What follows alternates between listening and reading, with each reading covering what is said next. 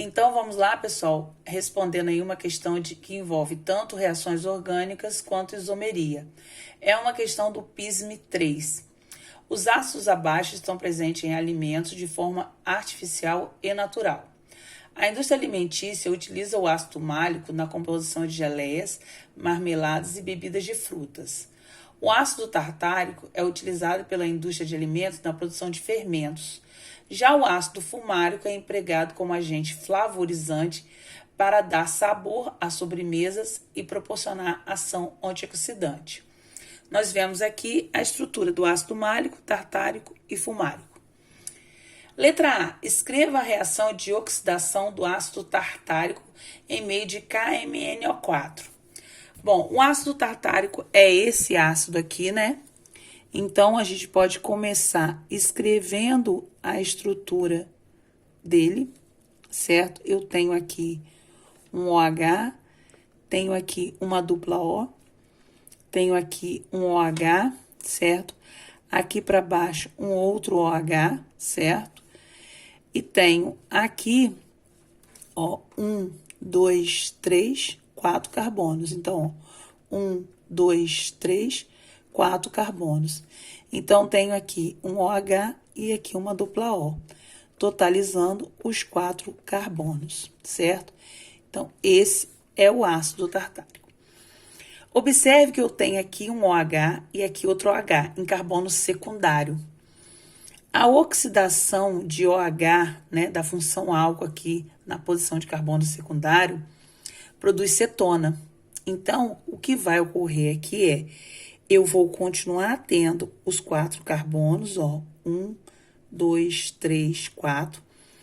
Vou continuar tendo um grupo ácido aqui, outro aqui, né? Ele é um diácido, dupla O e OH. Porém, essas hidroxilas, né, da função álcool serão convertidas a cetona. A oxidação de álcool secundário leva à produção de cetona. E é isso que ele espera observar, certo? Então, letra A era somente pegar o OH, carbono secundário, levar a cetona e o outro OH também. Letra B diz assim: quais dos ácidos representados acima apresentam isomeria geométrica e óptica? Bom, podemos observar o seguinte, olha só, veja bem. Nós podemos observar que, no caso do ácido fumárico, né, o ácido fumárico, eu observo aqui, ó, um hidrogênio e outro hidrogênio. Esses hidrogênios podem estar os dois para cima, ou um para cima, um para baixo.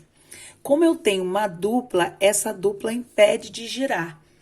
Então, eu vou ter uma posição fixa desses hidrogênios que podem estar do mesmo lado ou de lados opostos. Os outros compostos não apresentam essa dupla ligação e aí deixam de configurar a isomeria geométrica, certo? Observe que ele faz uma pergunta, então não é para responder com a estrutura, certo? Eu respondo simplesmente isomeria geométrica, certo? Quem apresenta a isomeria geométrica? Ácido fumárico.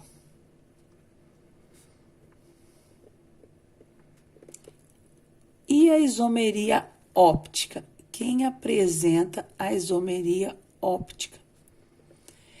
Para apresentar a isomeria óptica, eu tenho que ter carbono assimétrico ou quiral, certo? Observe que esse carbono aqui, por exemplo, ele é um carbono que ele tem um hidrogênio, ele está ligado a um carbono aqui e um carbono aqui. Sendo que esses dois carbonos são diferentes entre si. Esse aqui está ligado a um OH, esse aqui tem uma dupla O e um OH. Isso aqui é um carbono assimétrico ou quiral.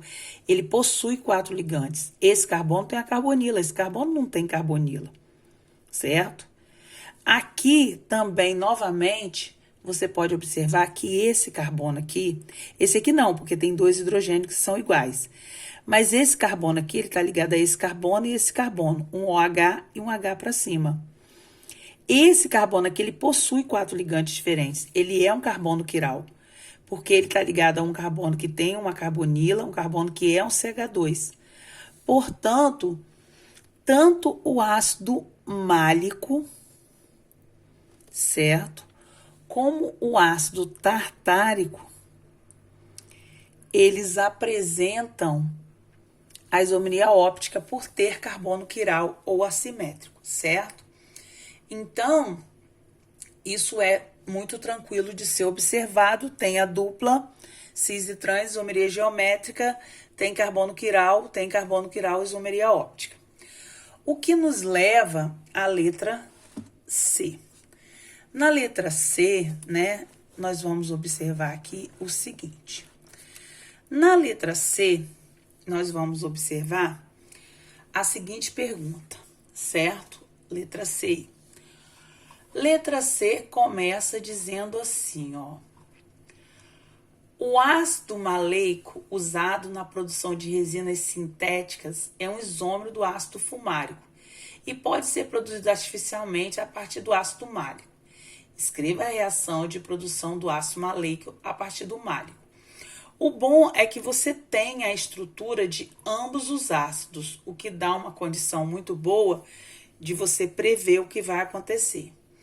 Você vai ter que pegar o ácido málico, ó, 1, 2, 3, 4 carbonos, certo? Sempre obedecendo isso, o número de carbonos. Aqui eu tenho um grupo ácido, certo? Aqui eu tenho um OH e aqui eu tenho outro grupo ácido. Observe o seguinte, o ácido maleico também tem 1, 2, 3, 4 carbonos, certo?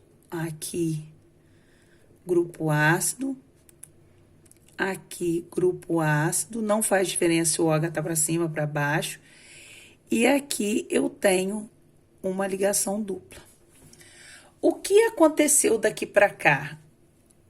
Veja que esse OH desapareceu e apareceu uma dupla. Você vê nitidamente que aqui eu tenho OH e aqui eu tenho uma dupla. Ocorreu uma desidratação. O ácido málico, ele perdeu água.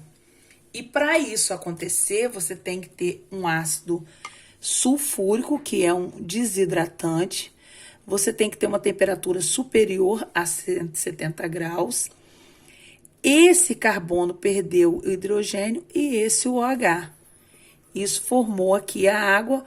Para compensar essa ligação quebrada e essa ligação quebrada, formou-se aqui a dupla. Então, esses dois carbonos, um perdeu o hidrogênio, o outro o OH, para a formação da água. E fez-se aqui uma dupla ligação, certo? Na letra D, nós vamos subir aqui um pouquinho a letra D para você enxergar melhor. Ele pede para escrever a reação de hidrogenação do ácido fumárico. O ácido fumárico que tem a sua estrutura lá em cima, certo? Representada na questão. Então, nós vamos pegar aqui o ácido, certo? Nós vamos pegar o ácido fumárico. Aqui está ele, ó. 1, 2, 3, 4 carbonos, certo? 1, 2, 3, 4. Eu tenho aqui na ponta um grupo ácido, aqui na ponta outro grupo ácido, e eu tenho aqui uma dupla, ó, 1, 2, 3, 4 carbonos. Eu vou adicionar hidrogênio. O que vai acontecer? Cada carbono da dupla vai receber um hidrogênio, a dupla será quebrada, certo? E o que eu vou ter de formação vai ser simplesmente um diácido, que continua aqui, só que sem a dupla ligação, foi uma hidrogenação. Geralmente, isso é catalisado pelo níquel ou pela platina, né? E ele é bem claro, escreva a reação de hidrogenação do ácido fumárico na presença de níquel. Então, o níquel vai acelerar essa reação, vai tornar ela mais rápida. O catalisador diminui a energia de ativação, torna a reação mais rápida, não faz uma reação que não acontece acontecer, mas torna mais rápida uma reação que já ocorre, certo? Se uma reação já ocorre, ela fica mais rápida na frente do catalisador.